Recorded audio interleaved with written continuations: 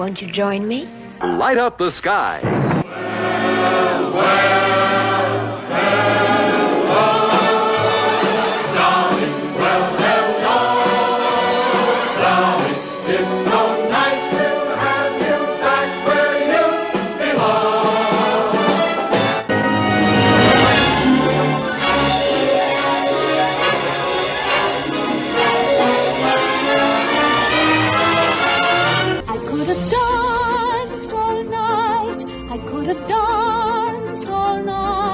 I could have danced, danced, danced.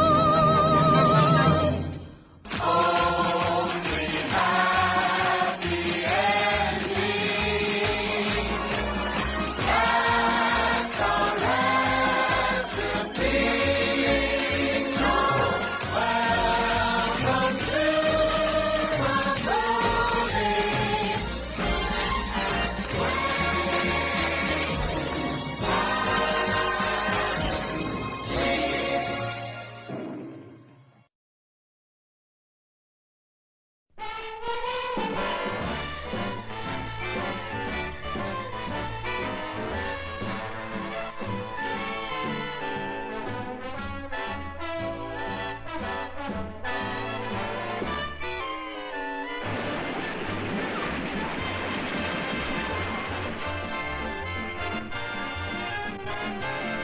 Not since Scarface, so much action.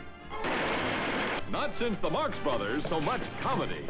Not since the 7-Year Itch, so much Marilyn. The best picture this year will also be the funniest. Good night, sugar. Good night, honey. There's one thing sure, boy never met girl like this before. You've never laughed more at sex or a picture about it. You stay here as long as you like. Jack may have beaten Tony to the sugar, but not for long. You're not giving yourself a chance. Don't fight it. Relax.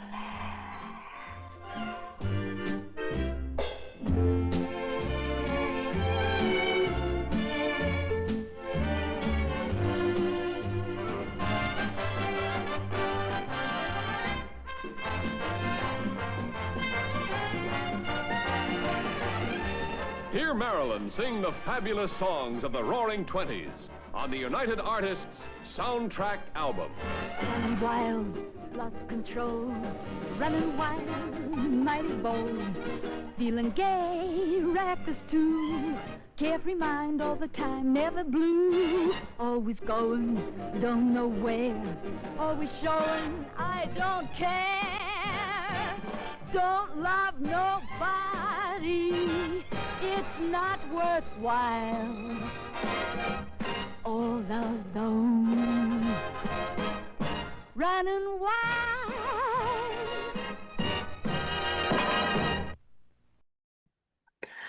Well, hello everyone, and welcome back to the OK Classic Cinema. I'm your host, Christian Garcia, and this is my co-host, Luke Delmar.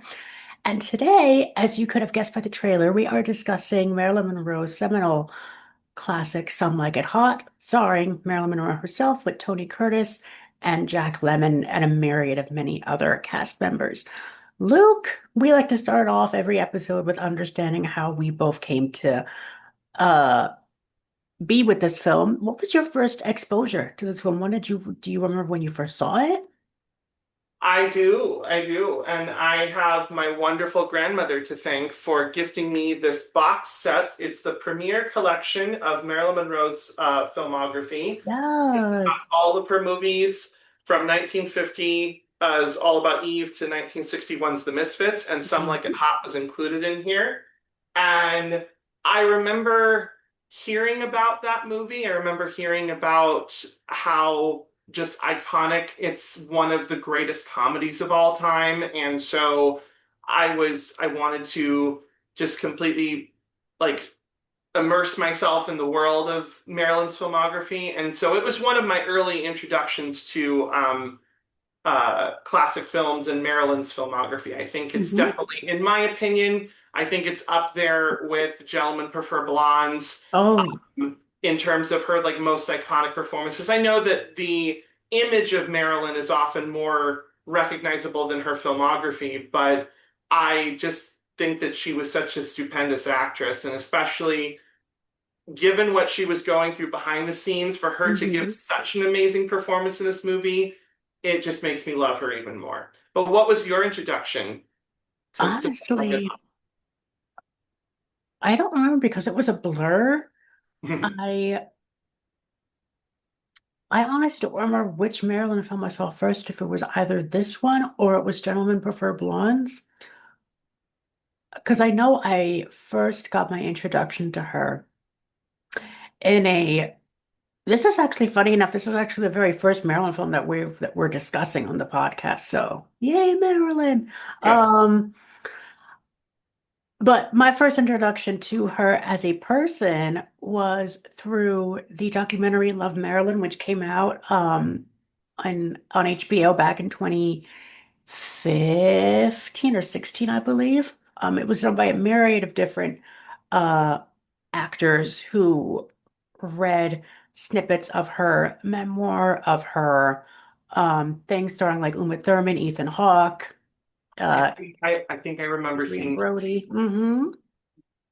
And then after that, then I saw My Week with Marilyn, and then I can't remember if it was either this one or Gentlemen Vagabonds that I saw first.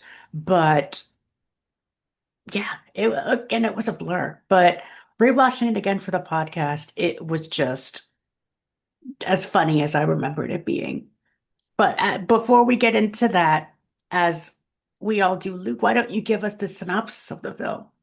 Yes. So let's get into some details in the synopsis of Some Like It Hot. So this movie is directed by the amazing Billy Wilder, whose filmography includes films that we have talked about here on the podcast, and more. Double Indemnity, The Lost Weekend, Sunset Boulevard, Sabrina, The 7 Year Itch, Witness for the Prosecution.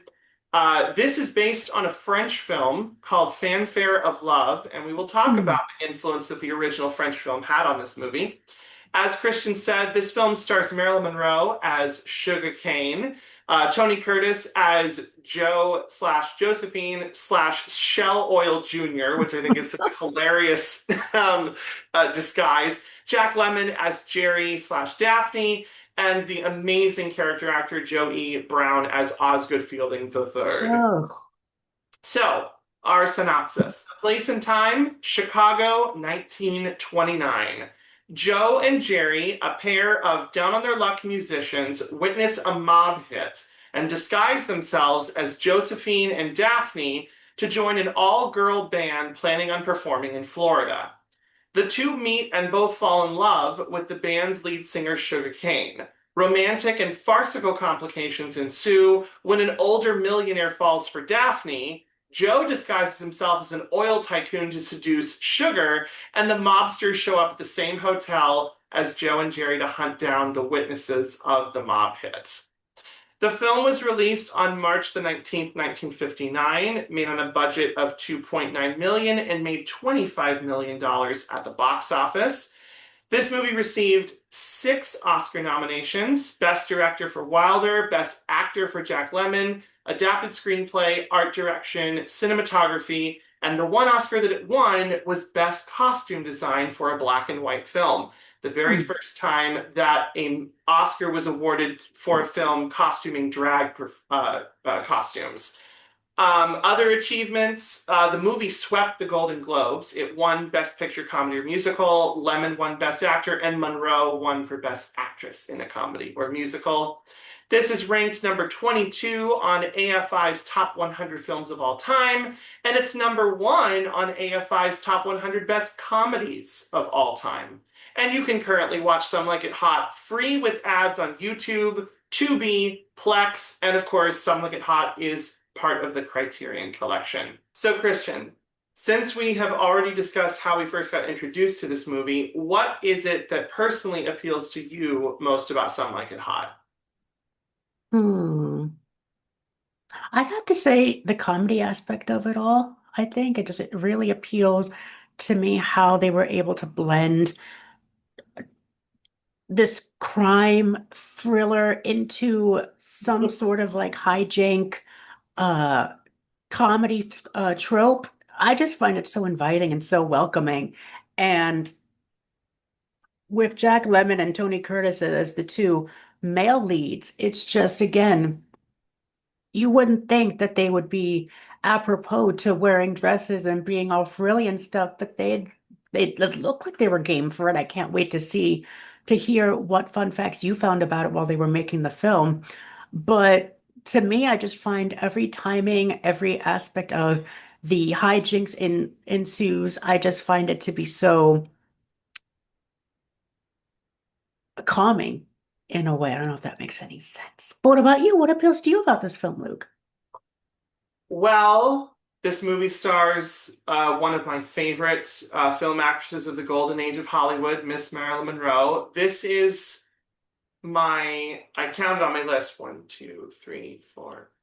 This is my 7th Marilyn Monroe film that I have watched. I have been working my way through her filmography, and I adore her as a performer. I think that we talked about this before we started recording, but I think that the image of Marilyn often gets more repeated than her actual filmography. When you look at certain actresses from this golden age of Hollywood, it's like Katharine Hepburn and Betty Davis and Joan Crawford are immortalized for their filmography.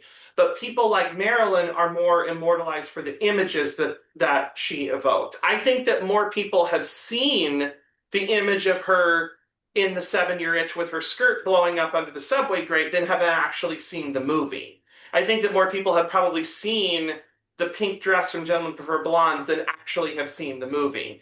And I think that Some Like It Hot, when you look at it in the chronology of her filmography, knowing that this was made in a very difficult time for her, she's still able, like I said, to give such an indelible, likable, wonderful performance. And her name is Sugar, and she's just so damn sweet. She's just so sweet in this movie. And I can't take my eyes off of her. Whenever she's on screen, she's just electric. And what also appeals to me is Billy Wilder. My introduction to him as a director was Sunset Boulevard. That was my first movie that I ever saw of his.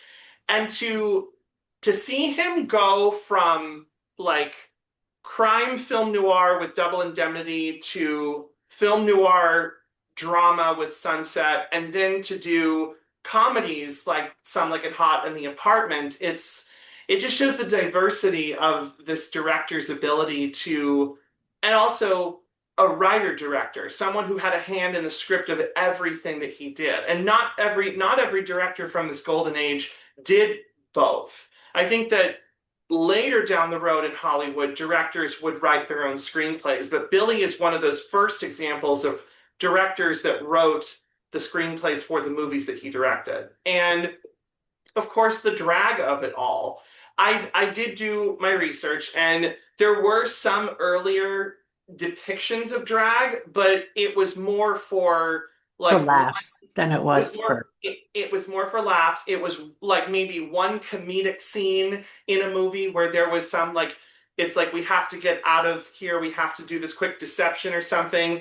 But the fact that Tony and Jack Lemmon's characters are in drag for like 80% of the movie, it definitely was bold in that you were depicting a film where drag was so prominent, and especially in the anxiety riddled like censored conservative 1950s, for this movie to come out and be so successful is to me remarkable when you look at the history of queer representation in cinema. And I know that drag was often used as a laugh, because it's like when a man dresses as a woman, it's something to laugh at. But when you see Jack and Tony in drag, they fully, as the movie progresses, I feel like they fully become so much more comfortable in their drag personas. Jerry / Daphne especially more so, and we'll talk about that more. But yes, I just love the drag element of it all, and especially after because I watched this movie years ago, and then to come back to it after falling in love with um, RuPaul's Drag Race, watching documentaries like Paris is Burning, to be able to come back to this, like one of the first movies to feature drag, it makes me appreciate it even more. Hmm. So yeah, that's what I love about this movie so much. Nice. I have to agree with you with Marilyn Monroe's acting in this film. There's that one scene as they're getting ready for bed on the train and they're all saying goodnight to each other. And as Marilyn's getting ready to go to bed, she's like, "Good night, honey." I'm just like, I feel like she's saying that to me. And I tell that to my friends, and they're like, "You're crazy. She's not. That's just the camera." Like, but you don't feel it? Like, you don't feel like her saying goodnight to your soul? I'm like, yes. I I love that moment. It's so sweet, it's so genuine, and I love how Daphne is saying goodnight to all the girls, Oh my and then God. Sugar is in the middle of taking off her dress, and then she's like looking around to be like, "Oh, who said that to me?" And she's like, "Good night, honey." It's like, oh, it is so dang sweet, and it's just like when Marilyn just nails a performance. It's like I said, you don't want to take your eyes off of anyone Nope. other than her when she's on screen. And she's just she has that she has that star quality that made her iconic in her day and age and has made her legendary throughout more than 50 years after her passing. She is still loved and idolized so much. Um, I Question. There have mhm, been many like promotional photos tagged with this film. mhm. Specifically them, some of them are colorized. You might go into this in your fun facts. I was wondering if you knew if this film was meant to be done just in black and white, or was it meant to be also maybe the option was opted to do it in color? Because I know that that was being played around during that time. So I was just wondering if there was like a thing. I think Billy Wilder might have found more confidence in doing it in black and white since he has had many pictures that have had success with that you know, technique. Yeah, it's you're absolutely correct. It was actually a clause in Marilyn's contract that her movies be shot in Technicolor because Oh, she ooh. photographed that as her career progressed and as she became a bigger star, she photographed better in Technicolor. And so she wanted all of her movies shot in color. But because this movie became a period piece, because it's set in the So it's set 1920s, in the Prohibition set period. in Prohibition, it's Yes. set in the late 20s. Billy Wilder thought it would play better in black and white if it was set in the 20s, but Mhm. also um, uh, in terms of like actual like the technical aspect of it, the makeup that Tony Curtis and Jack Lemmon had to don to become women Mhm. looked so thick that when it photographed in color, it looked so much more obvious that they were covered in makeup. And so Oh. they were able to blend it a little bit more to disguise it in black and white. So there's Mhm. lots of different aspects of what went into making that decision. And I know that Marilyn rather begrudgingly didn't want to shoot it in black and white, but I think it obviously works better in black and white Mhm. because of, again, the reasons that Billy gave in universe. If this is a period piece, let's shoot it back in black and white. And I think it looks beautiful, even for being a black and white film. I know that I'll probably go off on a small tangent here. I know that uh, there's been some people in either online or even in the Hollywood industry that have taken to going back and colorizing old Oh black yeah. and white movies. You Like, could find that all on YouTube. yeah. And I mean, I the when we were recording our episode for It's a Wonderful Life, Mhm. Amazon Prime had both the black and white and the color version of it. Mhm. And you can tell the painstaking detail that's been put back into like colorizing it and everything, excuse me, and making it look beautiful.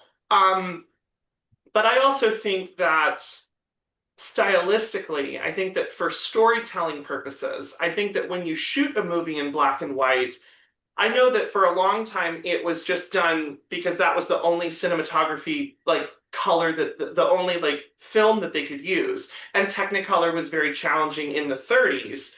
Um, but by the time we get to the 50s, more than half of the films are shot in color because Hollywood wanted to have a leg up on television because television was exclusively in black and white in the 50s. So that's why you would go see these big Technicolor opuses on the big screen. But I think storytelling wise, shooting something in black and white keeps it more grounded and I think keeps Yep. it more like focused on the story. Not to Mhm. say that you can't get distracted by the beautiful, elaborate costumes in something like Sunset Boulevard or All About Eve or even Some Like It Hot. The costumes are beautiful. I think seeing Florida in Technicolor on the beach would have been beautiful. But again, making the conscious decision to shoot it in black and white, I think makes sense from a director's perspective. And I wish that people wouldn't be so afraid of black and white movies and cinematography. I had to No. convert my boyfriend to it, and the movie that really changed his perception of it actually was The Children's Hour. Even though it was a black and Uh-huh. white movie, he was captivated so much by the story that it was like it didn't matter that it wasn't shot in color. It's like you are locked in for the story. Um, so yeah, I say and I also get a huge kick out of when even 21st century filmmakers make movies in black and white. I'm like, yes, throw it back to the pioneers and the filmmakers of yesteryear. Movies like what was it, Mank that came out, or there's a wonderful oh my gosh, I'm blanking on the film name right now, but there was a two-hander movie that was made with Zendaya that's on Netflix that was also shot in black and white. That was shot during quarantine during 2020, but they shot it entirely in black and white. And I love seeing or The Artist, which won Best Picture back in 2011. The fact You that know, that I've never seen that movie before. I remember watching it. It's very good. I enjoyed it. I know a lot of people think that that was the wrong film to award that year, but I call BS. I think it was spectacular. Um, but yeah, the use of and we know this because we're both Wizard of Oz fans, but the intentional decision to shoot Kansas in not just black and white, but It's sepia tone sepia. to make it brown, to make it colorless, and to make it more like the Dust Bowl, and then to juxtapose that with Oz being in full Technicolor. I always hate it when people say that the Wizard of Oz in the first half is like, or like the first 20 minutes literally is like in black and white. I'm like, it's not black and white. It's sepia. Don't say Yeah, that. it's not black and That white. always just grinds my gears. And I'm like, can you Me just not too. say I that? am right on the. See, we share the same brain cell, ladies and gentlemen. We share the same brain cell, Christian and I. Share that same opinion. Okay, shall we get into our queer analysis We shall. of this wonderfully delicious queer film? I find it so hilarious that the very first introduction that we get to their drag characters is when Tony's character is answering the phone and pretending to be a woman. She's like, "Yes, is there's a lot opening for the saxophone players in Florida." I'm like, what? and and then the And then that transition the into the transition train station. to show first of all the back of their legs in high Yep. heels, and then we get to see them And in all their then glory is spectacular. And I I love how Tony Curtis, he's said this in interviews before, and he said it multiple times when he talks about this movie, how he has this theory that we as humans are all half man, half woman. We come from the same cells. And it's like obviously being two cis men and two straight men in as actors and as characters, they are then having to don these female personas. But as the movie progresses, they become more comfortable in their female in the female side of the persona that they're giving. Yep. Um, And I found that so endearing as I rewatched it. I was like, wait a second, Daphne's feeling more into it than Josephine. Yes, absolutely. I also love how when they're in the musician's office and they hear about the job, it's Jerry that suggests, oh, what if we got ourselves some secondhand wigs and Yeah. padding? We could call ourselves Josephine and Geraldine. And then when they get to the train after they're in full drag and everything, and Jerry or Joe goes, "My name's Josephine," and then Jerry goes, "I'm Daphne," and it's like he's fully committed to it. And then when he grabs him by the side, he's like, "Daphne?" He's like, "Well, I never did like the name Geraldine." It's like and then when Daphne is first walking through the train car full of the other girl musicians, the fact that Daphne is the one to sit down and like talk to them about like, oh, I have the most divine seamstress that comes in and everything, and fully committing to it, which I think is just incredible. And one of the things that I love upon this rewatch is that I think that this movie unintentionally did such a wonderful job, or maybe intentionally. I forgive me for if I want to give Billy Wilder and Izzy Diamond the credit that they deserve as writers, but the fact that you have these two men dressed up as women that are then experiencing what it's like to be a woman on the other side. Because it's established early on that Joe is a bit of a player. And then when Joe becomes Josephine and Jerry becomes Daphne, they are then being viewed by the male gaze. They are being Yep. ogled by men. And you have Daphne, who wins the affection of Osgood, and you have Josephine, that unfortunately has the unwanted advances of that bellhop that keeps being really inappropriate and creepy and underage. It's like, when are you gonna get off work, doll? And she's like, beat it, Buster. Like I just, and then of course when the visual gag of what happens in the elevator, when it goes up and then it stops and then it briefly comes down. He goes, "What kind of a girl do you think I am, Mr. Fielding?" and slaps him in the face. And then when Jerry goes back into their hotel room, he's like, "I just got pinched in the elevator." And Joe's like, "Well, now you know how the other half feels." And it's like, that is so brilliant in that they were writing like what now men are experiencing as women of what it's like to have unwanted advances happen to you as a woman. And I I think that that was really, I think that that's incredibly progressive for a 1959 movie with everything else that's going on. To have those conversations, to have those pieces of dialogue, I think is wonderful. And then having Daphne just fully feeling her oats and everything and fully loving herself, and the fact that she is playing the maracas when she announces that whole, okay, we have to talk about that scene when she announces that she's engaged. Wait, Because no, we have to talk about that whole boat scene as well as the dance. oh, That oh whole yes, transition. I yes, was like, okay, well what that is going on here? stick your pin in that, we'll come back to it. We'll come back. Well, first we're introduced to Osgood, Hmm. where as they're coming off of the train to go into the Florida hotel, and we see this line of elderly gentlemen, and I'm like, okay, those are sugar daddies if I've never seen one before.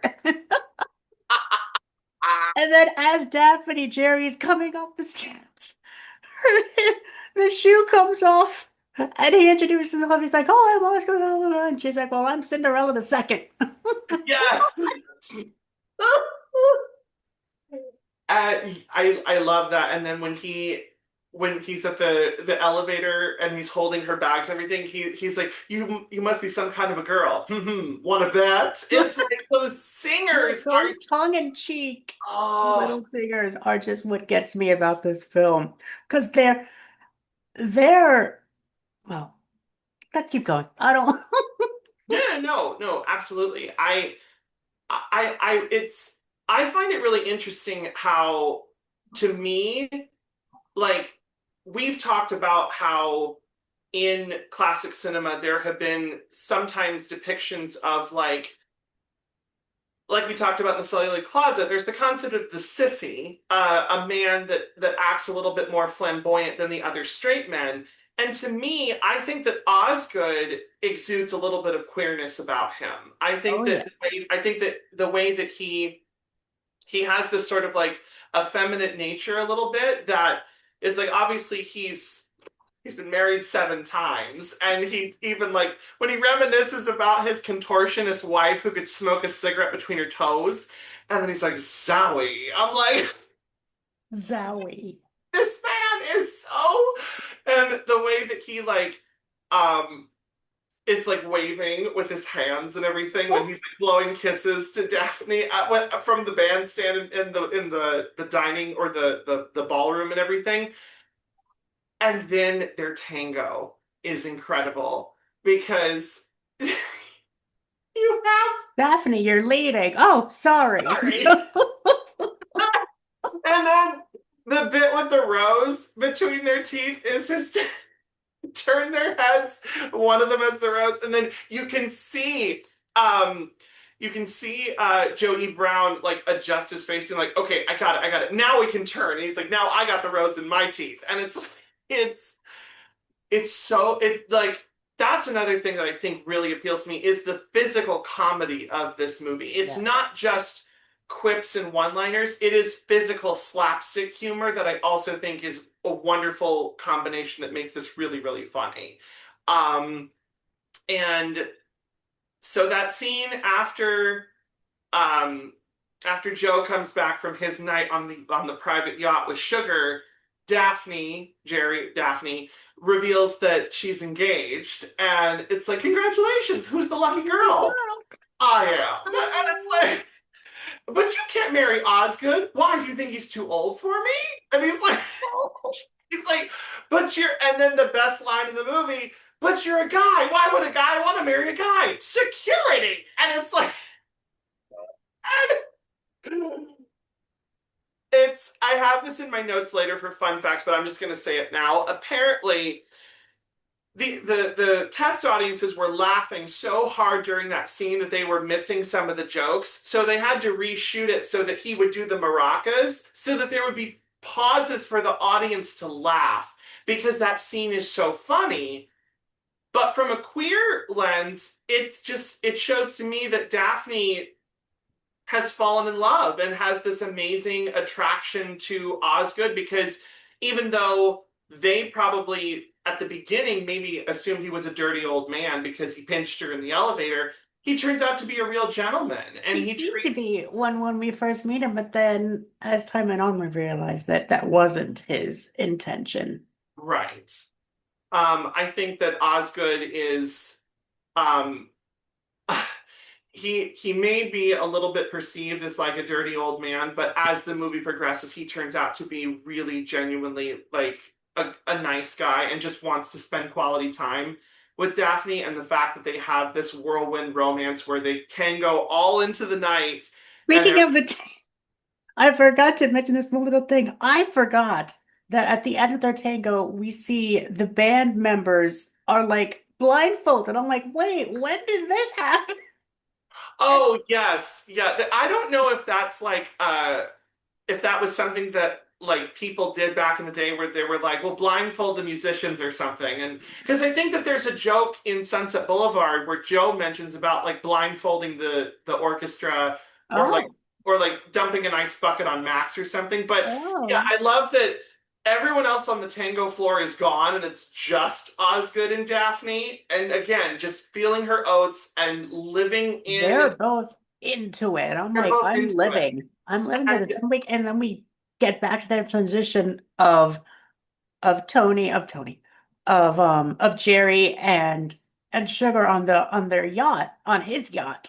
yeah, you have I think that it's also very clever that Billy keeps cutting back to Joe and Sugar making out Mhm. on the yacht, and then it cuts back to Daphne and Osgood having fun tangoing, and it just keeps switching back and forth. Like these are our two main love stories that are happening in the course of this movie, and it's like we want to share equal time so you can see how both of our couples are doing. And I love how Daphne is like fully committed to the relationship and like has every intention of marrying him, but then Joe is the one that's like, okay, like I need to snap you out of this. But Yep. she keeps going.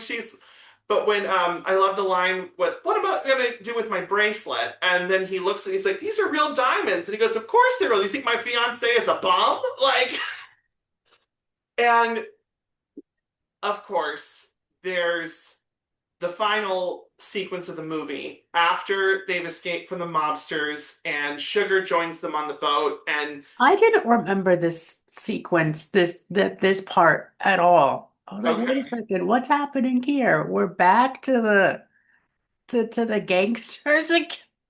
Oh yeah. I do I feel like the movie I just wish that it was more um and also they adapted Some Like It Hot into a stage musical, into a Yep. Broadway musical that premiered I think in 2022 or 2023 and Mhm. and I know because I've listened to the cast recording, and I know that that there were some changes made to the story, and I know that the mobsters play like they're more of a menacing threat throughout the narrative of the musical, where it's sort of like we almost forget about them. Like once our two leads get into drag, it's like we forget about the mobster threat until the very end. And but at the very, very end of the film, when they all get on the speedboat and they're going off to the yacht, and Osgood and Daphne are having that wonderful exchange, um, and every single line that Daphne is like, I'm going to level with you. We can't get married at all. Why not? Well, I smoke. I smoke all the time. I don't care. I have a terrible past. I've been living with a saxophone player. I forgive you. I can never have children. Friend. We can adopt some. Well, you don't understand. And then pulls off the way I'm a man. Well, nobody's perfect. Perfect. And it's like,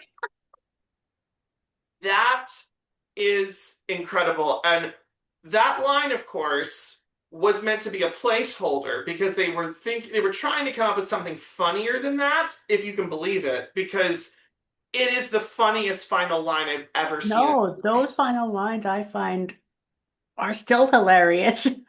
It's so perfect. And it almost that also like shows that this isn't even like we have our happy hetero ending with Joe and Sugar, but this does not feel like Osgood is queer. I think Osgood might be Who knows? bi or pan or a little bit like fluid, who knows? And the fact that the answer to that I'm a man explanation is, well, nobody's perfect. It's like, okay, then I hope that after the end title part, I hope we do get a happy ending with them and everything. But it's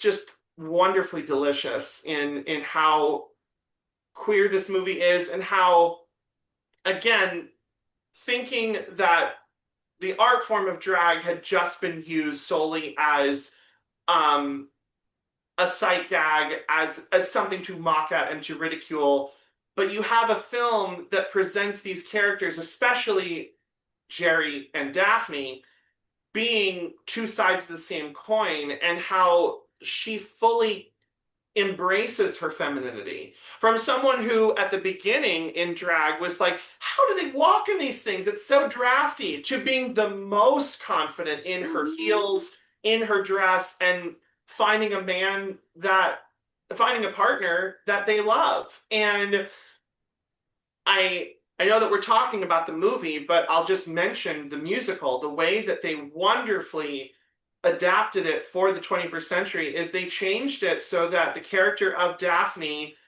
actually comes out as non-binary slash trans Wow. and tells Joe that after their night of dancing together with Osgood, she realizes that this persona that she's put on is actually who she really is. And I think Oh, that I you can love that. and I love it so much because I feel like we got early snippets of that in this movie from the 50s that Me they then too. took and grew and blossomed into this beautiful queer flower for what became the Hmm. musical. Um, and I love that. I didn't get the I don't live in New York and I didn't get the chance to see the tour, but I have seen a bootleg of the Broadway production and I have listened to the cast recording. I'm You'll have to sorry. send me that bootleg.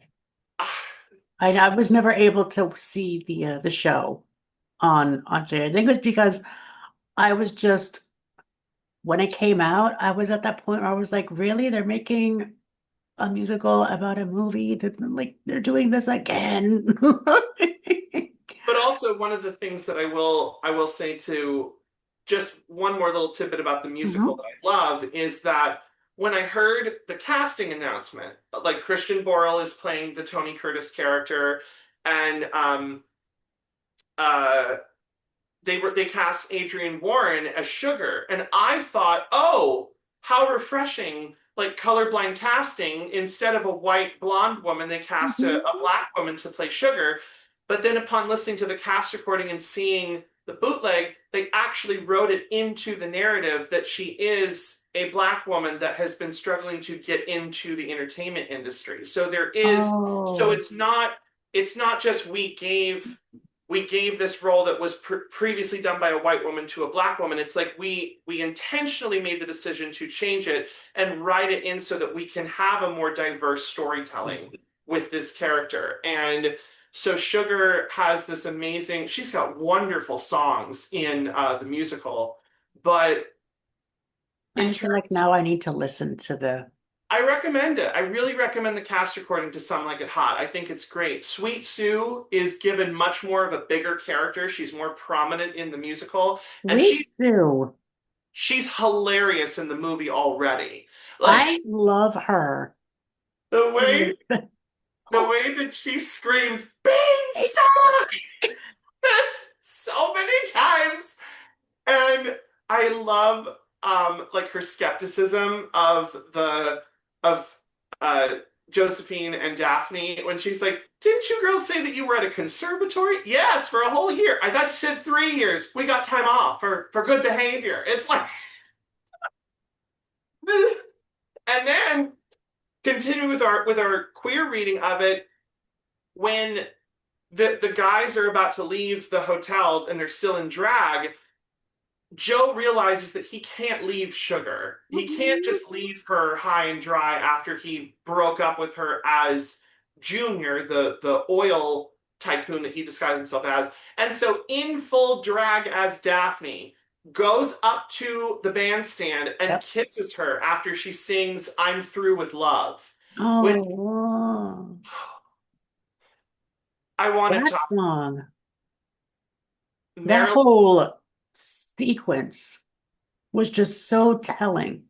is so wonderful. I love the deliberate decision to have 1920s standards be the songs that Marilyn sings in the movie, like Mhm. "Running Wild on the Train," and then "I Want to Be Loved by You," which is her boop boopy doop number.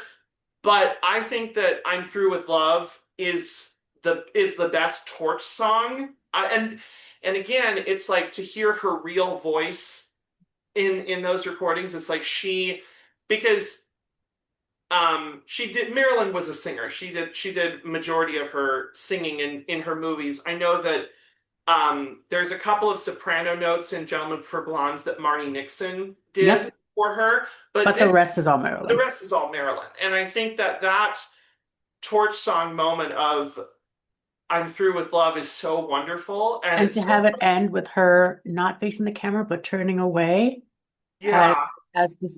as the beam dims on her.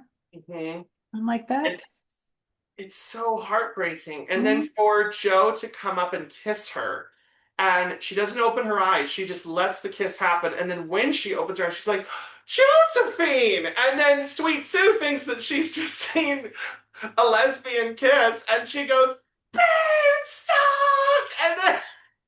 And then she realizes from that kiss, it's like, that's not Josephine. That's the guy that I was on the boat Mhm. with. And then Oh the my fact, God. Wait a second.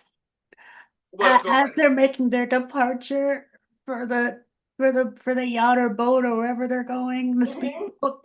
Mhm.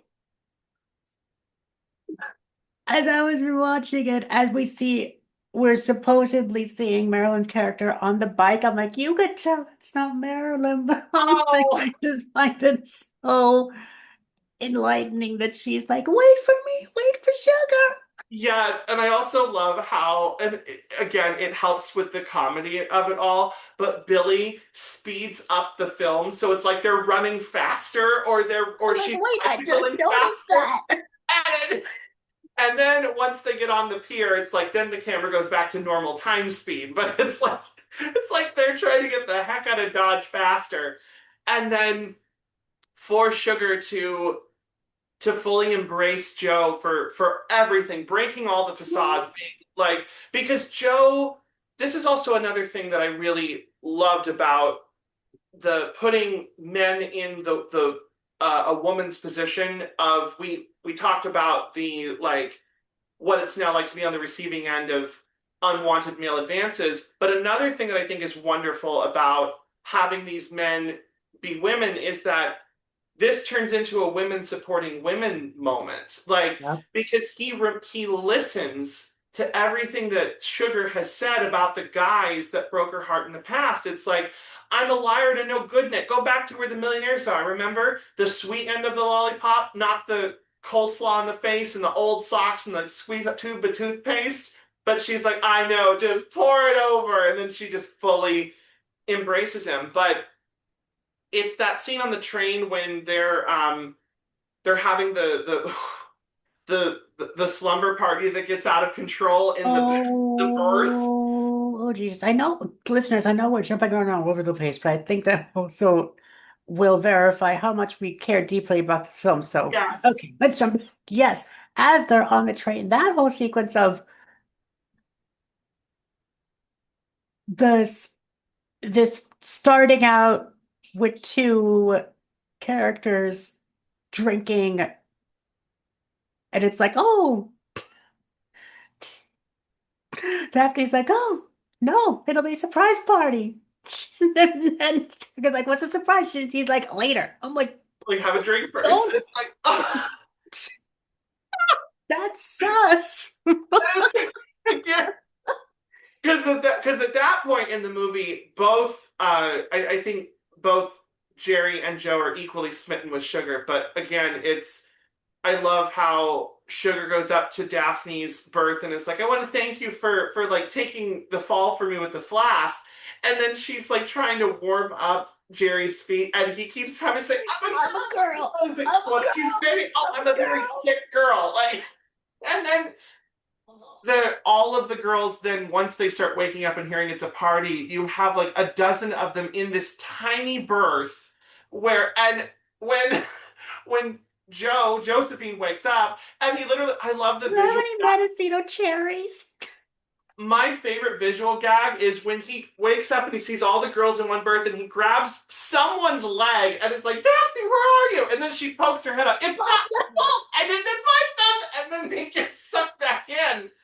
And I just love how intimate and claustrophobic that scene is and how it's like, no more food. I'll have ants in the morning. And it's like, again, these jokes are just so they're so simple, they're so effective.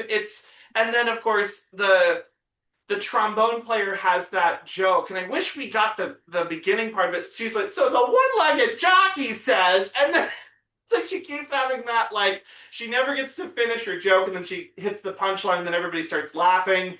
Um, but I love again Billy Wilder's so great at juxtaposing how he cuts from the fun craziness of the slumber party to that intimate moment with Josephine and Sugar when she's trying to Mhm. break the ice and everything.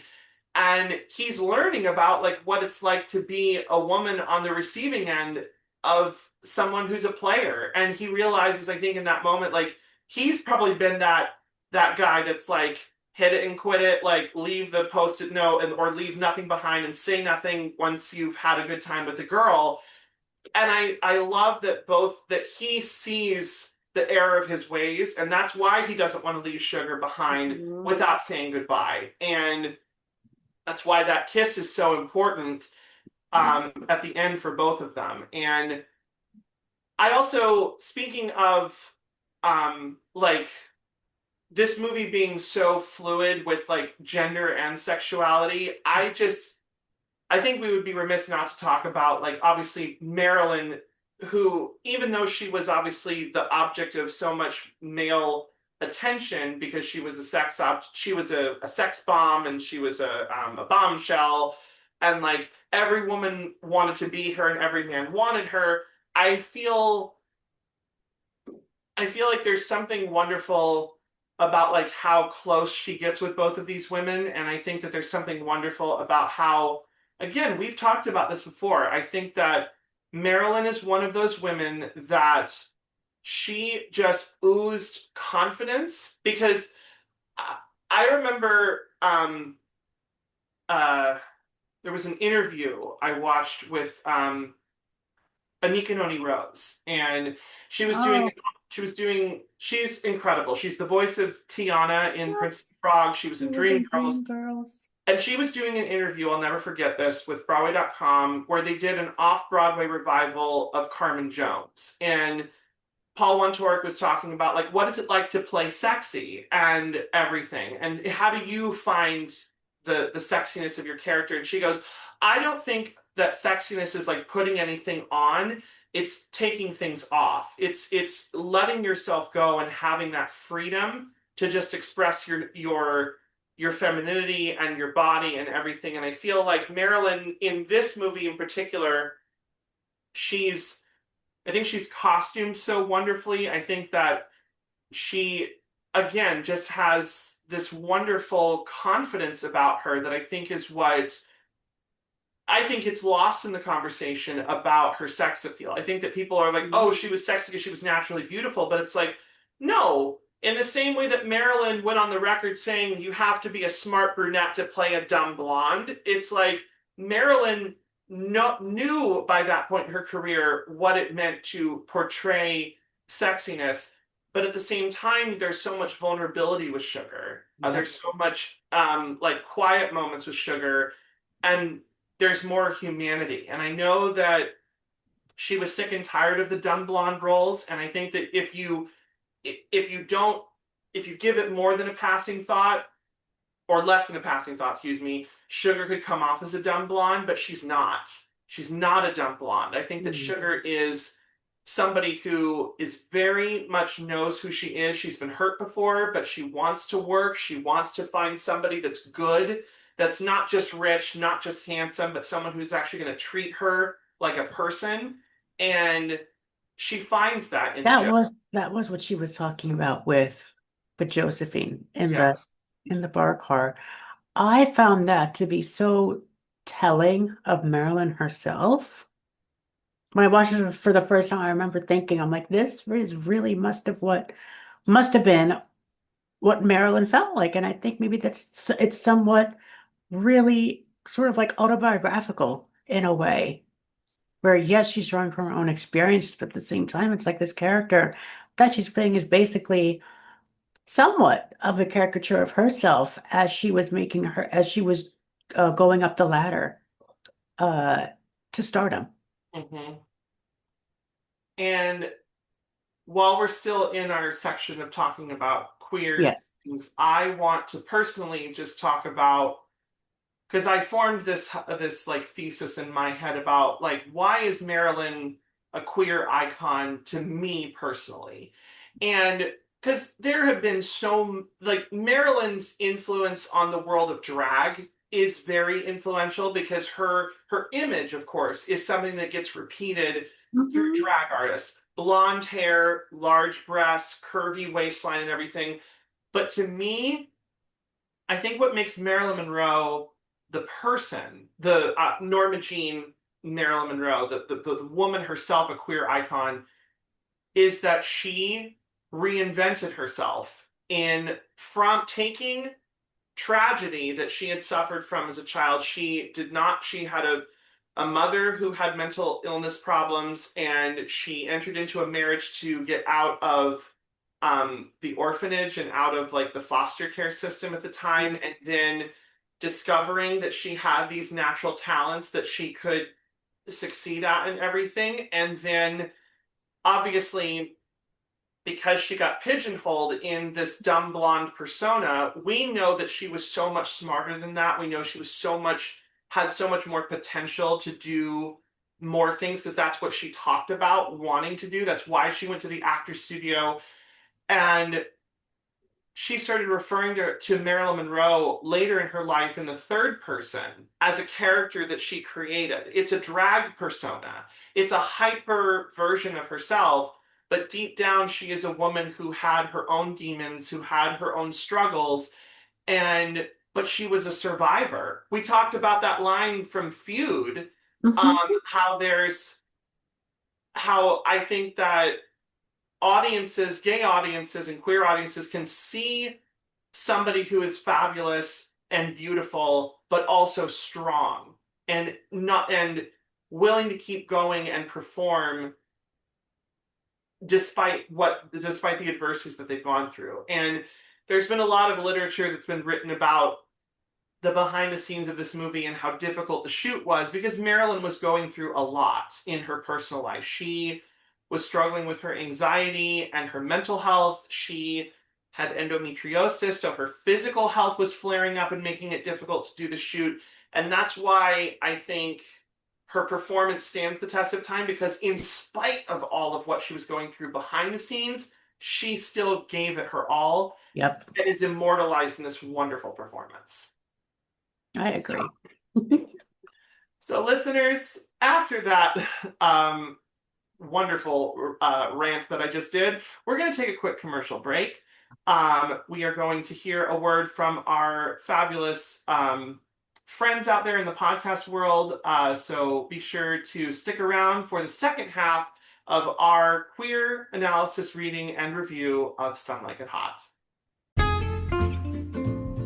Have you ever thought, how does everyone know about this current book? And why are they running to the bookstores and libraries to get their hands on it? Or everyone's talking about this TV show, but I feel like I'm binging it months after all of my friends and family. Well, then I have the podcast for you. Hi, I'm Dr. Andrew Rimby, the host and director of the Ivory Tower Boiler Room, an arts and culture podcast. We discuss here LGBTQ plus society and culture, literature, TV, film, true crime, academic conversations, and pop culture. You can listen to us wherever you get podcasts, specifically Spotify and Apple. Make sure that you follow us on Spotify or Apple, rate and review us, and follow us on Instagram and TikTok at Ivory Tower Boiler Room. We hope you enjoy the podcast.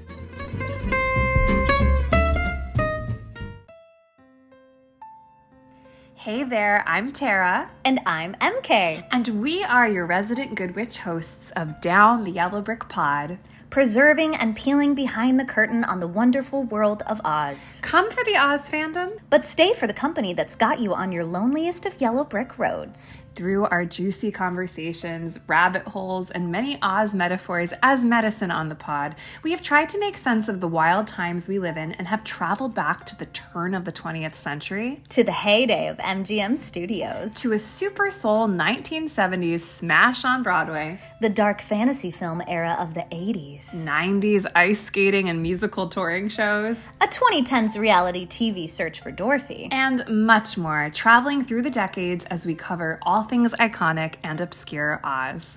For us, Oz has become a portal to continuously revel in history and human connection, holding space for this magical land we all have ingrained in us and the multi-layered rainbows we each are. You can find Down the Yellow Brick Pod wherever you listen to podcasts, on Patreon for exclusive content, on Etsy for show swag, and on IG for an accompanying scrapbook to our episodes, community, and our guests. Can't wait to hang over the rainbow. See you in Oz.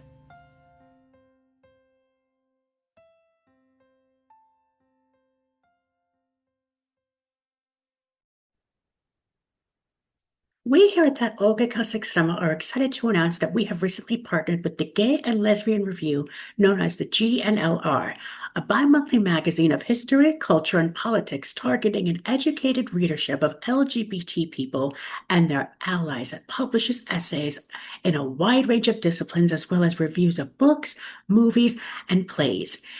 Each issue has a theme, and its current issue, Victorian Times, explores some of the 19th century writers who first put legibly queer characters and actions on the page. For more info, check out their website at glreview.org. That's glreview.org. And when you subscribe, enter promo code at TOGC Choice. That is TOGC Choice for the March-April 2026 issue to receive it as a bonus copy. All right, guys, enjoy your reading and welcome back to the show. And welcome back, everybody. This is Luke Del Mar with the wonderful Christian Garcia, and welcome back to part 2 of our review of Some Like It Hot. We talked about our wonderful introduction to this film, what appeals to us, our queer analysis, and we talked so much about this movie. So now let's continue the conversation as we do with all of our classic films. And Christian, how does Some Like It Hot hold up? I feel it holds up spectacularly well, especially in this day and age when we need some sort of drag representation. It holds up to a degree, I believe. When I was rewatching this film last night for the podcast, I was just transported back to that time. And then as the film progressed, I found it to be a more enlightening and just all-encompassing warm hug of a film. You don't get many films that, while there's some aspects of it that feels like a noir with the with the gangster scene opening the whole thing. What actually, funny enough, one of my favorite moments of the film as when this raid is happening, both Joe and Jerry, they, as soon as before the raid starts, they're like, all right, let's pack this shit up because we're not gonna be here. We're not gonna do this stuff. You can see them just pack up. Like, that's comedy. As all this goes on, you see them packing up their shit, and I'm like, okay, you know your priority. But yes, it's those little moments that get me. And I just find it so endearing that both Tony and Jack, they went full in to their roles. And I find that to be the most, what makes it so appealing to the stage, because you don't get many actors. Well, there are some, but there are not many who would feel comfortable donning a dress and makeup. Well, there are some actors who feel comfortable doing it. There are many in this day and age that don't. They're very either homophobic or they just don't feel comfortable in it, which I completely understand. But I just love how this film came out in the late 50s. I just find it so endearing that, given it was made during a time when it wasn't that accepting to be homosexual or even consider putting on a drag performance during that time, I find that to be the most appealing, and I find that to be what's most endearing about this one, because it was willing to push the envelope. They were willing to say, yes, let's do this. Much like when I know we'll be discussing when we just get into the modern era of The Birdcage. Oh, yes. I cannot wait to talk about that film. That's one of my favorite Robin Williams and Nathan Lane pieces. Absolutely. For me, one of the reasons that I think that this film holds up so well is because of the performance of the 3 leads. As I said, I think every single one of them knocks it out of the park and gives 110%.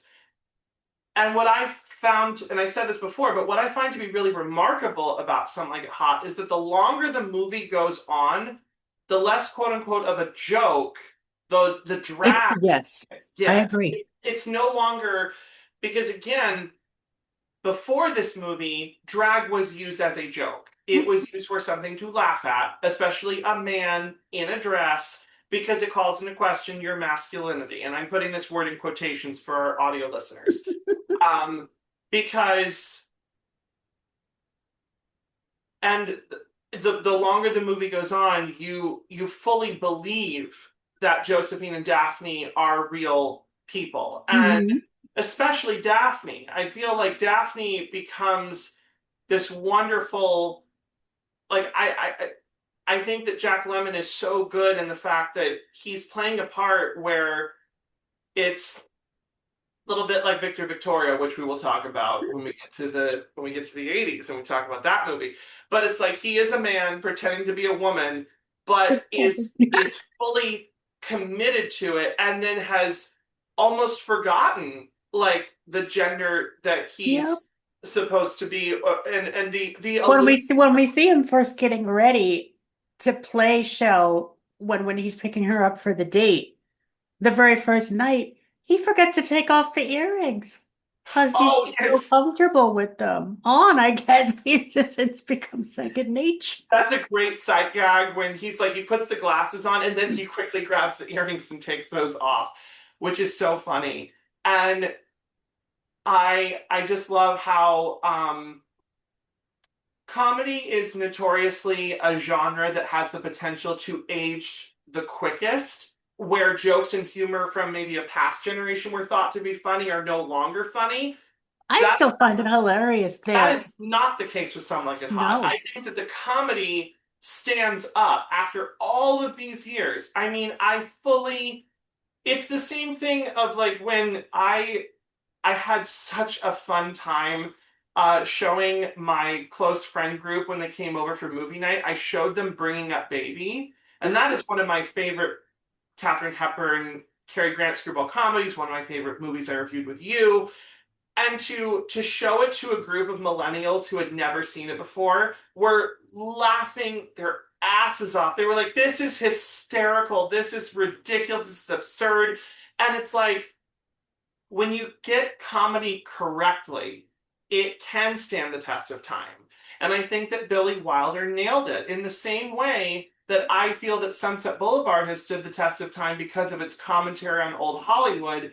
I think that all of the jokes, all of the humor, but also the genuine, like, taking drag seriously and not playing this thing as a joke throughout the whole movie has made this film stand the test of time and holds it up for me incredibly well, in my opinion. Oh, Damn, I just love this movie so much. It's wonderful. It's got everything you want. It's got drag, it's got gangsters, it's got Marilyn Monroe, it's got hijinks, it's got people popping out of cakes. It's crazy. That's oh my so God! Wait a second. You're gonna. But whenever we see Spats, and I uh-huh. see his shoes and his spats, I'm like, you know what I think of? What? You're What? Just say it, Christian. the Doctor Who episode, the with what is it? When we first meet Donna Noble, and Oh, we see her old boss, she's like, yeah, we would call him the Fat Cat and Spats. And David's like, look up, and you would see his fucking spats on on the ceiling, and I'm like, wow, that just every time I see the spats, that's what I think of. whenever that's hilarious. You unlocked a memory. As I am a huge fan of Doctor Who, and I love that show so much. But I was gonna say for me, whenever I see Spats, I always see the Penguin from the Batman Rogues Gallery of Villains. Like that's who I Oh no. recognize as with Spats on is the Penguin, and when we will talk about the Batman movies, of course, when we get to the 80s and the 90s, because there's so much to talk about with those. But yeah, the gangsters in this film are they're ridiculous. I like how they've got some great comedy His in right there. hand guy, the more thicker one, he's like the freaking Mary Sanderson of the group. He's like the dumb one. Like, what? And it's like the fact that when they're patting him down and he drops the gun out of one pant, he goes, "It ain't loaded," and then all the bullets fall out of the other pant leg. You're just like, the visual sight gags in this movie are so fun. And then the golf club, like pulling it out, there's a machine gun attached to the golf club, and you're just like, this is ridiculous. Oh, another like visual comedy. It's Sweet Sue when they're on the train. She goes, "How did those holes get there on Daphne's upright base?" And she goes, "Those? I don't know. Mice?" Like, Oh my God, Daphne's one-liner bits. I know we've spoken about it before, but there was that one sequence that I remember so vividly as Josephine or Shell was running back to the apartment as Daphne's like, let's go and tell her. Let's go and tell Josephine. Let's go. And I'm like, as we see Josephine in the bathtub, oh my and God. her and Daphne's like, well, I think she has something like, oh, it's like you're running a bicycle just to get here so quickly. No, he's got a bicycle. Daphne, you're bothering us. And then after Sugar leaves and Joe gets out of the bathtub, he's in drag from the neck up with the wig, but then he's in his full outfit. And then all of a sudden, I don't know how it happens, but I feel like it's like movie magic. And I'm like, did that suit just get dry like for like 5 seconds from it? I have this thing like whenever I watch movies where this accidentally happens, or like those fail army videos where people fall into bodies of water fully in clothes, I'm like, oh, there's nothing like more uncomfortable than when you're fully clothed and sopping wet. But the fact that Joe pulled that stunt off, got in the bathtub, got himself dolled up, and then was still in the costume. And it's a slow reveal. He's covered in bubbles. It's so funny. But it's just, again, the visual humor, the slapstick, and the writing. All three across the board. The comedy still holds up so well. Okay. Now that we've gotten that off our chest, let's So- dive into some fun facts about the movie. Yes. Let's get into our fun facts and behind the scenes. Do you have you found No, I was waiting for you, sweetie. Okay. All right. So, as if you have been listening to this podcast for a while now, you know that one of my favorite things is always figuring out and finding out who was either offered the part or auditioned for a role before they cast the movie.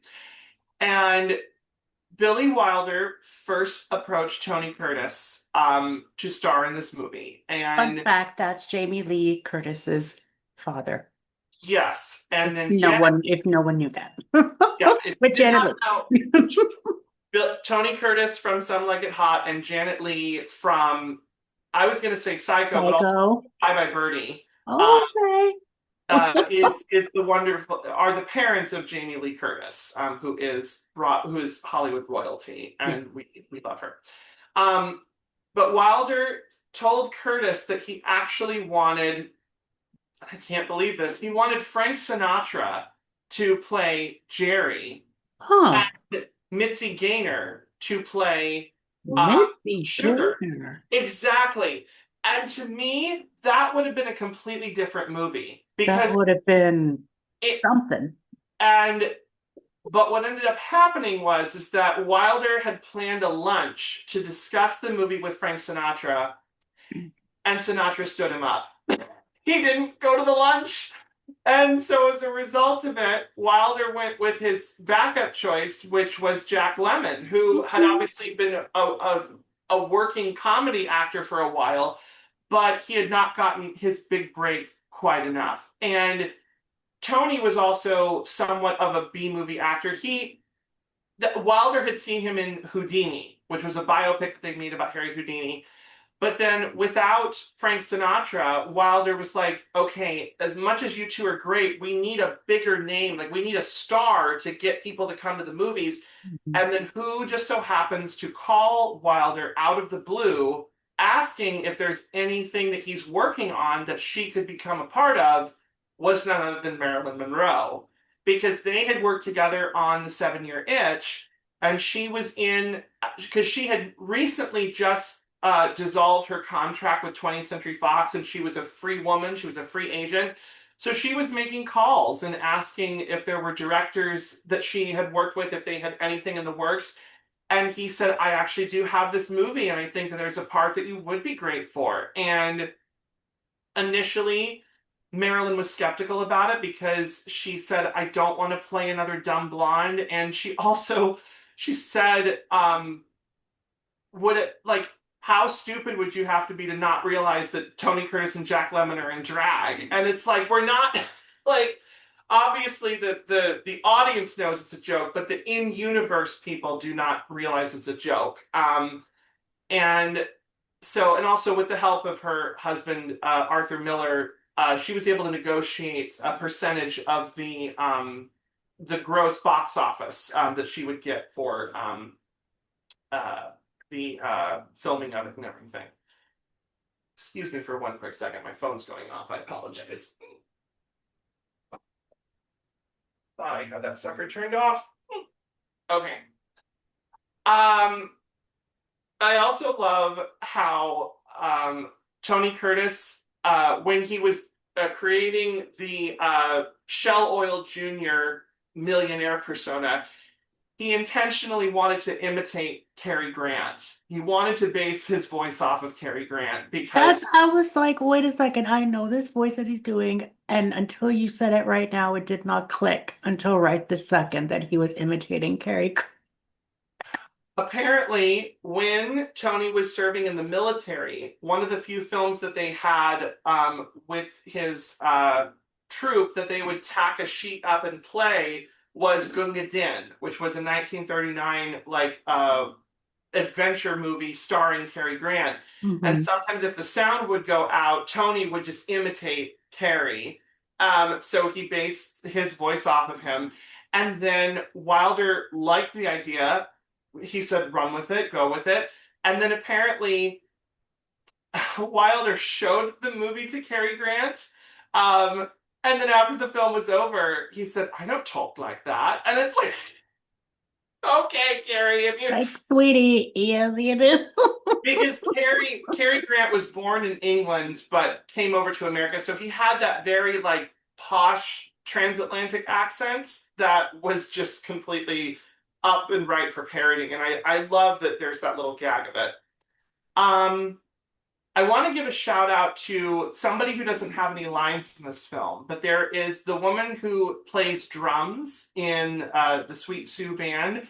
Her name was Georgia, she went by Joan Hannon, and she was a lesbian who ran a gay bar with her gay brother in the 1950s and 60s. And I found this out, that there would be nights where they would open the bar up for a certain amount of hours, like for happy hour or something, where it would be lesbian hour, and then they would switch everything up, and then it would be the boys' time to come in. And she ran it with her gay brother. So she doesn't have any lines in the film, but shout out to the amazing Georgia Hannon, lesbian queen, who ran a gay bar in times when everything was kept underground. That is incredible. And when I found out where this bar was, I didn't get that detail, but I will, if we find out more information, Christian, I will include it in the show notes about Miss Georgia. Now the previews for this movie. So this is crazy. The first audience to watch Some Like It Hot did not laugh at this movie. It was stone cold silence, with the exception of one person laughing throughout the film. Everybody was stone cold silent. And Billy was so nervous, sweating bullets, being like, oh my God, what did we do? Did we just make a flop? Like, did we just accidentally, inadvertently make this bad movie that we thought was going to be hysterical, but audiences don't get it. And the one person that was laughing was a studio executive from another studio. But Seven Arts said to Billy, you have to make edits, you have to make changes because we can't release a film, because they got the feedback cards. And there were people that were like, what is this perverted movie where you're like promoting drag and homosexuality? You even have like a lesbian kiss. Like, this is absurd. People were taking their children out of the theater. It was just pearl clutching 1950s conservatism. But Billy got the idea that he wanted to preview it again, so he agreed that he was going to make some changes. The studio wanted him to cut like big chunks of the movie out, and Jack Lemmon was there at the first preview, came to the second one, and he asked Billy, he's like, so how much did you end up cutting out? And he goes, 60 seconds. And he's like, what? He's like, listen, if this second audience doesn't like it, or if the studio doesn't like it, sucks for them, because we're going to release it. The second time they showed it, they did it in a college town down here in Southern California with a younger audience. They howled with laughter throughout the whole movie. They loved it. And again, that placeholder for that last line where they thought that they could come up with something better with Nobody's Perfect, it brought the house down. Everybody laughed and thought that it was hysterical. So Billy knew that he had a hit on his hands despite what the first audience had reacted to. But the problem is that the Hays Code, the production office, was not going to give this movie a seal of approval because they said, you clearly have a film that is promoting like cross-dressing and homosexuality, and you have all these undertones and everything. And Billy and the other producers were like, listen, it's like Marilyn is dressed like more provocatively than the characters in drag, and also we still have this like we still have all of this like other stuff and everything. You don't have a problem with the violence of the gangsters, but you do have a problem with drag. Like, how is that correlating? And so they released the movie without the Hays Code seal of approval, which normally in Hollywood was not something you could do. But Billy was like, no, we're going to release it with or without your approval. And because as they should, and as they did, and because of it, the movie was such a humongous success. It got rave reviews, incredible box office, and in spite of the Hays Code not signing off on it, Some Like It Hot was one of the first movies that really helped like prove to Hollywood that you can make any type of movie you want with a subject matter that might push that edge of the envelope. But if you don't get that seal of approval, who cares? Try it out. See what will happen. Exactly. And to think that in the chronology of making movies, that just 3 years after Some Like It Hot came out, The Children's Hour was released. And to me, that is so remarkable that a comedy starring Marilyn Monroe, Jack Lemmon, and Tony Curtis, featuring characters in drag, helped take down the production code and the Hays Code and censorship in Hollywood, and just like dismantling it bit by bit, and other filmmakers being like, okay, then we can do that too. We can start. And that's why the 60s ushered in this wonderful age of movies that featured subject matters that previously we couldn't talk about because the pearl clutching conservative Hollywood and America wouldn't like it. But it's like everyone loved this movie, and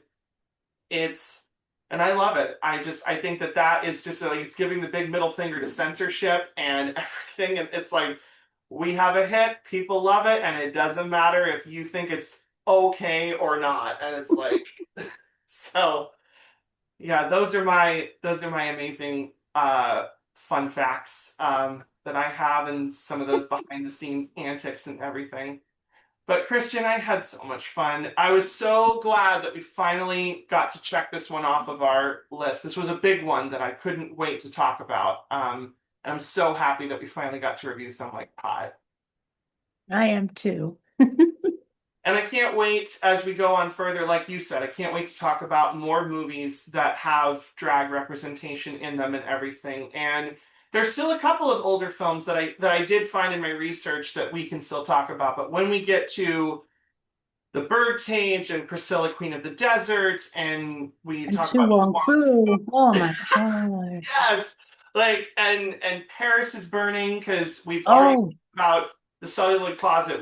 We'll definitely be reviewing those in the future. But to our wonderful listeners and our viewers, whether you're watching us on YouTube or you are listening to us in your ears or in the car, on wherever you get your podcasts, thank you so much.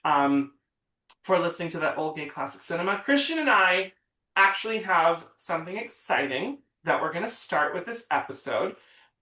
We are going to be doing this is going to be for YouTube only. So if you're listening out there in the podcast universe, come over to YouTube at that old gay classic cinema because we are going to be starting today. We're going to be doing an exclusive. After we finish our episodes, we're going to have Christian and Luke's Corner, where we talk about, in addition to the movies that we're obviously passionate about, we're going to talk about other things that we're obsessed with at the moment, whether it is physical media that we love to collect, books and everything. So we're going to take a slight break and pause in here, and then we're going to jump into the first segment of Christian Luke's Corner. But before we do that, please be sure to subscribe to us, leave us a 5-star review wherever you get your podcast, tell your friends, follow us on Instagram and TikTok at that old gay classic cinema for updates. You can follow both me and Christian individually on our personal Instagrams. Christian has this amazing account where you love to post about the books that you're reading, which is why I figured that this would be a fun little corner to talk about our passions with and everything. And I post about movies and musicals all the time and my personal antics and shenanigans. But thank you so much again for supporting us. Leave us any suggestions if there are any other movies that you'd like to yes. review. We always love getting comments from our listeners about how much they enjoy our podcast. So thank you all so much. And until next time, we will be back with another movie to discuss through that wonderful queer theoretical lens on that old gay classic cinema. So bye for now, everybody. Bye. Hello, everybody. Welcome back. We have dropped our backgrounds because this is an installment of Christian Luke's Corner, where this is a YouTube exclusive, sort of like an epilogue, if you will, to our episodes, where we're going to talk about the things that we're passionate about, things we're hyper-fixated on at the moment. So Christian, what is some new things that you've gotten in your life that you're excited about? Just Oh go. my God. Well, I've been, as you can see by my background here, I love to collect books. Yes. I'm just getting started into the practical magic series. I'm starting with magic lessons, which is #1 in the practical series book series.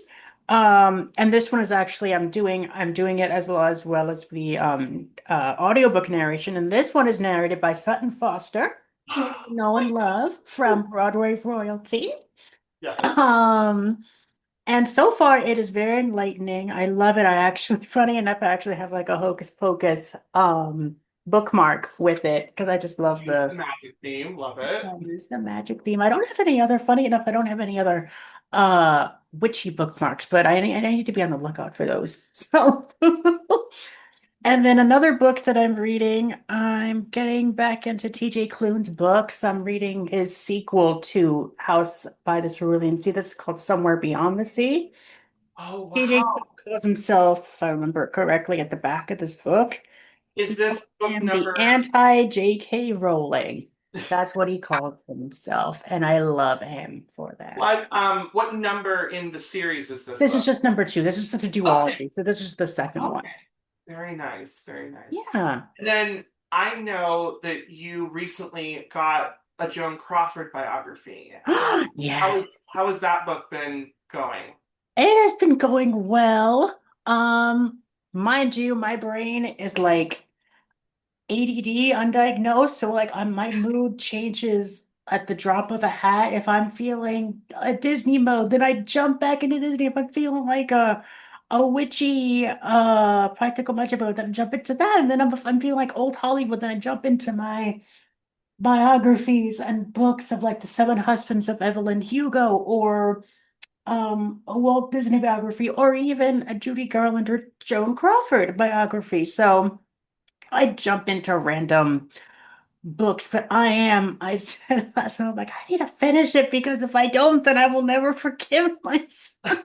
It's okay. It's just gonna sit on my shelf and it's not gonna be right, even though it's like it's there. But so far it is very enlightening. I haven't gotten that far into it.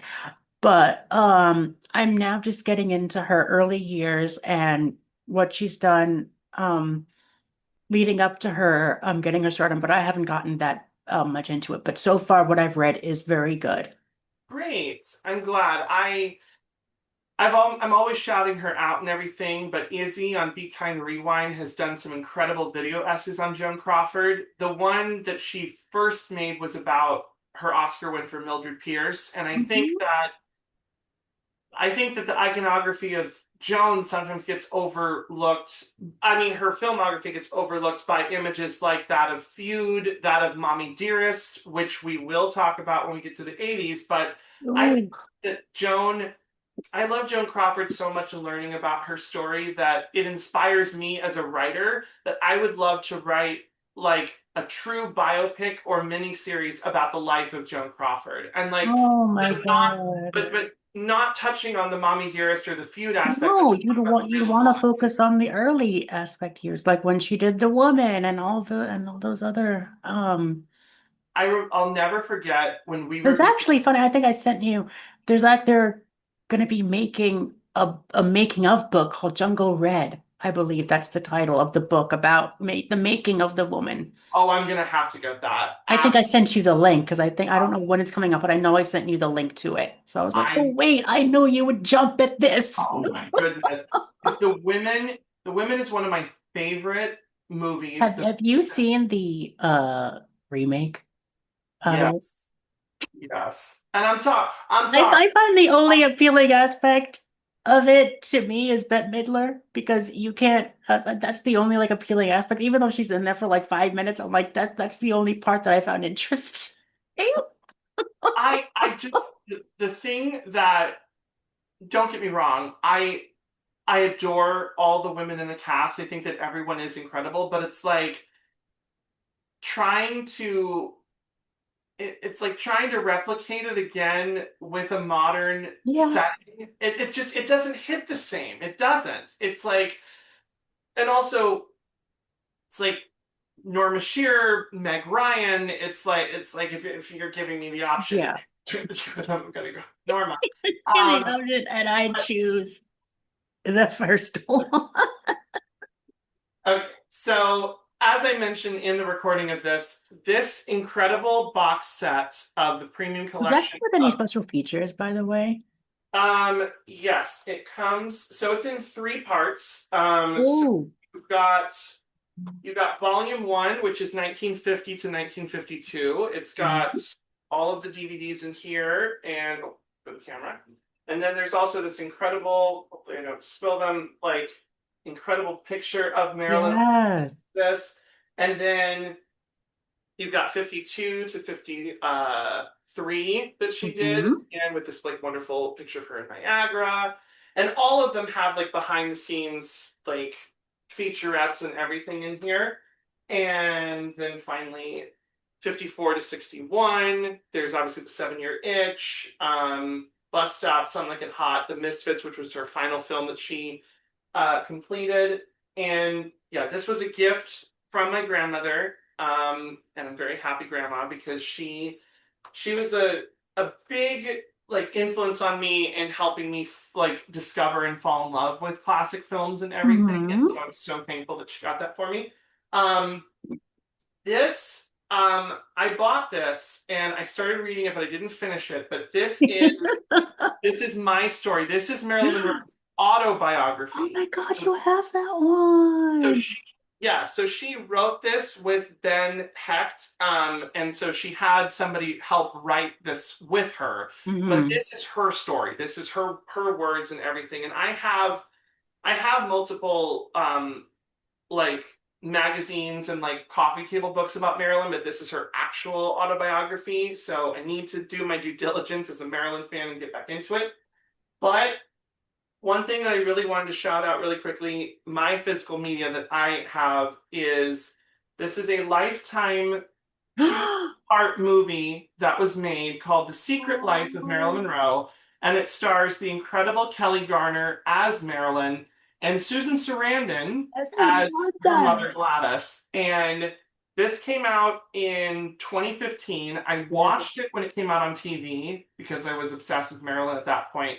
And then as soon as I found it, I think at a Barnes & Noble, I bought it because I was like, I don't want to lose this. And it's like in an age where sometimes it's difficult to find things that were on TV only once. Like when I found out that you have Life with Judy Garland, Me and My Shadows on DVD, I think my head exploded because that I found that actually my friend that I was with shopping, we were at this shop called Book Off, and that's a bookstore. I don't know if you guys have it in California. Oh, we do. But you do? Okay, so Yes. you know how dangerous that store is. So we were just roaming their house, and he's like, Christian, look, I found it for you. I'm like, wait, what? I have found so many great treasures at Book Off. I found like some old classics. I found like box sets of old classics that I really I got the entire series, but separately of Will and Grace, the original one for like under $50. That's incredible. I had that, and then funny enough, I got the entire. This was we were at like a thrift store, and I found the pink cover of the whole complete box of Sex and the City, and guess how much that was? How much? $15 for the entire box set. I'm like, give it to me. Give it to me. I want it, and I have it. It's there. I love that. I love it. I know that once, I think it's probably either going to happen in June or July, but Criterion is going to have their 50% off sale where everything in their whole collection is half off. And so physical or physical media. Oh my God. So I will definitely be saving up to get that as a treat for myself. Yes. They do it twice a year. Criterion does this, and Barnes & Noble is a big, has Criterion physical. You can buy them through their website or online, but I have a whole stack of Criterion. And the next time we do another Christian Luke's Corner, I will give you a tour through my Criterion collections. Yeah. But this was so much fun to kick off our sort of like bonus featurettes, where we take down the background. We just talk about what we love. We peel back the curtain. Yes. we see the two men, the game behind the curtain that are putting on this podcast. The two nerds. Yes, absolutely. And I'm so happy that we're doing this. Again, this is a YouTube exclusive, so if thank you so much. If you've made it this far into our video, thank you very much. Be sure to hit subscribe, ring the bell to get notifications whenever we post. And we will see you all next week for another amazing review episode and another installment of Christian and Luke's Corner. So, bye everyone. Bye for now.